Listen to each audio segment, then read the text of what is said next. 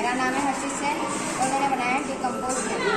Sir, जैसा कि आप जानते हैं, किसान को एक फसल तैयार करने में उसकी 20% लागत खाद लाने में ही चल जाती है। वह जो खाद बाजार से खरीद कर लाता है, उसे खेत में डालता है, उससे मिट्टी बंजर और उसकी उर्वरक शक्ति कम होती है, क्योंकि उसमें बहुत प्रकार के रासायनिक केमिकल होते हैं। उसी समस्या का समाधान करने के लिए हमने ये डिकम्पोज मेथड बनाई है। जैसा कि 4 करोड़ टन वेजिटेबल वेस्ट होती है और 15,000 टन उन्हीं वेस्ट वेजिटेबल और फूलों का उपयोग करके हमने ये जैविक खाद बनाई। यह खाद को ये गेट लगा दो, ये गेट लगा दो मैडम। हाँ,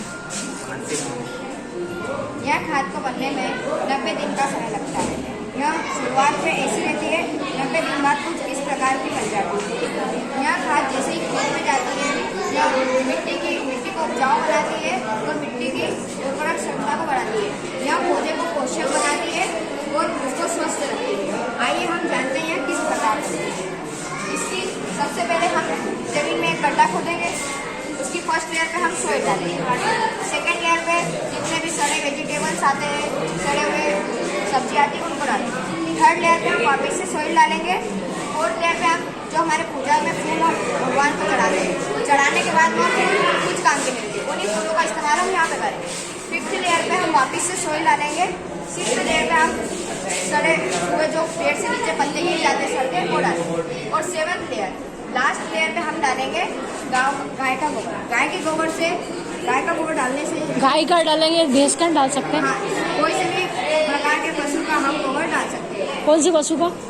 कोई से भी प्रकार का, कोई से प्रकार के पशु का, बकरी का भी डाल सकते हैं। हाँ, बकरी का भी डाल सकते हैं। उससे क्या होगा, क्योंकि उससे मिट्टी की नमी बनी रहेगी और मिट्टी का तापमान बराबर रहेगा।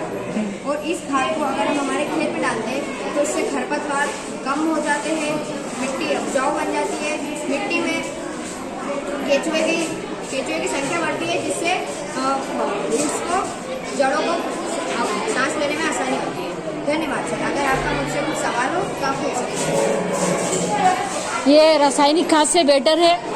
हाँ सर, ये रासायनिक खाद से बहुत मात्रा में बेटर है। कैसे बेटर है, एक्सप्लेन करो। सर, हम आपको डेमो दिखाएंगे, पर मैं आपको बता देता हूँ।